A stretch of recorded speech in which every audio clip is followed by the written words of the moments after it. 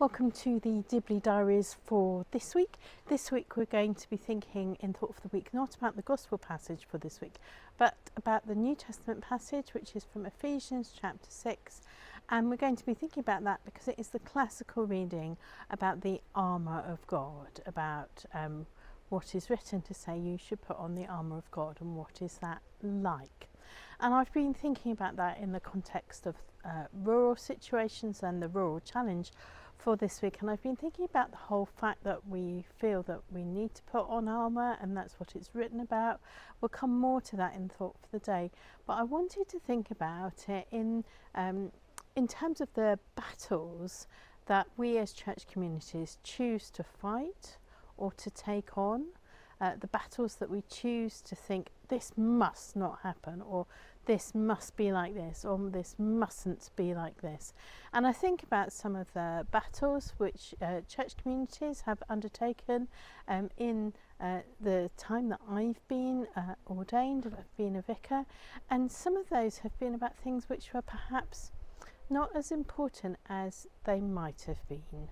So some people, some church communities are really embattled about the change in a service time, or the exact number of church services which one church in a group has versus another church in the group, or exactly what the vicar is going to wear when they lead their church services. And some of the battles have been about even things like the positioning of furniture, not even whether furniture should be there or not there, just the positioning of furniture. And one of the places where I worked, some of our church furniture was really hampering some of our mission work, but it became a really difficult thing for us to just negotiate around what that was going to be like, what that was going to do. So when I was newly ordained 20 years ago, and I was a curate in a place, and there was a very moderately elderly but a very, very well respected church minister who was part of our team. And I remember asking him once, because when you're a curate you can get away with these things, asking him once, what is it that you think that we could have done differently so that the church now, i.e. 20 years ago, would be in a better or a stronger place than it actually is? And he said to me, I think we've just spent our time arguing over things that weren't important, and they don't matter now. And I think all that energy that we wasted, if it had been spent on other better things than arguing about things which are really quite insignificant, then the church would be in a better place. And that was his position 20 years ago, and now I'm 20 years in. I think actually there's a lot of truth in that. I can see what a wise saying it was.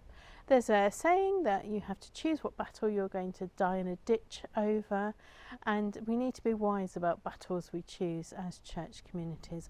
What are the battles that are really important that we undertake, and what are the battles which are really unimportant and merely distractions from the things that we should be getting on with doing?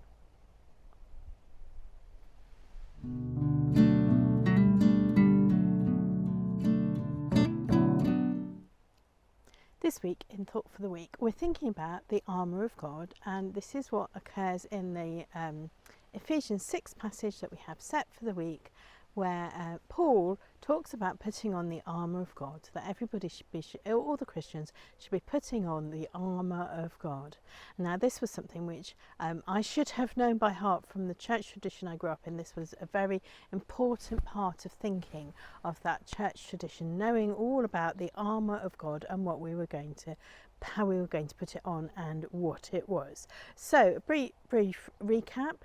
The armour of God is the belt of truth, the breastplate of righteousness, the shield of faith, the helmet of salvation, the sword of the Spirit, which is the word of God, and shoes. And the shoes are really interesting. They are whatever will make you be ready to proclaim the gospel of peace. Shoes, whatever will make you ready to proclaim the gospel of peace. Quite a few years ago now, we did a series of messy church activities based on the armour of God, and we made the most amazing iced shoes as part of this challenge. They were fantastic. You have a cupcake, and then you have a langue de chat biscuit, and then you put on something which is effectively a high heel. And so we were making shoes that were much more like stiletto type heels than army boots, which people might previously have imagined. But the definition is shoes which will make you ready to proclaim the gospel of peace. Now, I don't know whether we put on armour before we go to church, or what we think about putting on armour when we get ready to go somewhere, or what we're doing. Armour has really changed a lot in recent times, and we might think about medieval armour, and in fact we might think about, you know, suits of armour and heavy helmets, things like that. Whereas more likely now there are people who wear Kevlar armour all the time, and there's all sorts of armour which is both in fantasy and in real life. If you look up exoskeleton armour, you'll find that actually the way that armour is going for individual soldiers is very different, and there's all sorts of kind of mechanical ideas about ways in which soldiers can be helped to run and not tire, and all these sorts of things which are important for what armour is. I've talked a little bit about what it is that we should be fighting, about what does it mean for us to be using our armour to share the gospel of peace. What does it mean that we are using our armour to share the gospel of peace? And it's a very interesting question. What do we do? How are we appropriately dressed, and how are we protected from the things that are going to come against us? We would not have been told to put on armour if this being a Christian was going to be a picnic. You know, we'd have been told on to put a nice floaty dress on, or some really comfy shorts and a t-shirt, go down to the river, take some food, have a lovely picnic. No, we're not told that that is going to be what we need to do. There's no acknowledgement that it's going to be difficult, that it's going to be like fighting a battle being a Christian. And that's why we have this imagery of armour in the first place. What is it that we are doing? What is it that we're doing as a Christian that means that we will need armour? I'm not sure that I would say that I've been in many Christian situations where I need armour. I've been in plenty of situations where I needed to dress appropriately for the situation. Plenty of situations where actually there are practical things which need doing, from tying your hair back if you have long hair and you're going to be working with children who might have head lice, to actually practical things if you're going up and down the stairs a lot, if you're going to need to be somewhere where you're visible, if you need to be actually somewhere where you're wearing high vis. What does that look like to you? What does that look like to put on the armour of God where you are? What is the armour of God for you where you are? It will protect you. You need to protect all the things that you normally would protect. You need to protect your heart. That's what a breastplate's for. And you need to protect your head. That is what a helmet is for. So we need to protect both our heart and our head, but we also need to have a strong belt and a strong sword to be strong, to be protected, to be armed. And we also need to have these shoes, these mysterious shoes, which help us proclaim the gospel.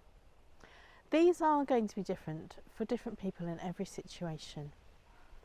Where are you? What are the situations that you go into as a Christian? And what armour do you have to be putting it on in order to go into those situations? It may be that you feel there aren't any situations where, as a Christian, you feel you need to put armour on. That was never the expectation, that our lives as Christians would be like that. So I wonder what those situations could be that God will be calling you to, where in some ways you need to have protection for your heart and your head, but you also need to be wearing your shoes where you will proclaim the gospel of peace.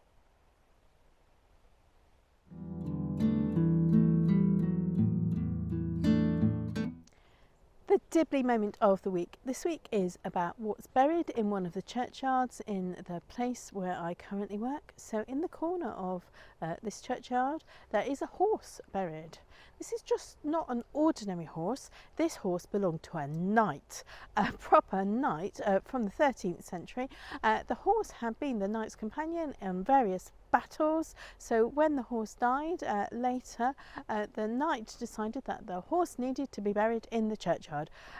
Some centuries after that, a marker was put in place with the name of the horse, and the fact that the horse died in the 13th century is now in the corner of this churchyard, a very small gravestone for a knight's horse. That horse will have borne the knight wearing all sorts of armour during his working days. Well, that's it for the Dibley Diaries for this week. I pray that you and your village, however large or small, have a really blessed week and are protected by the armour of God.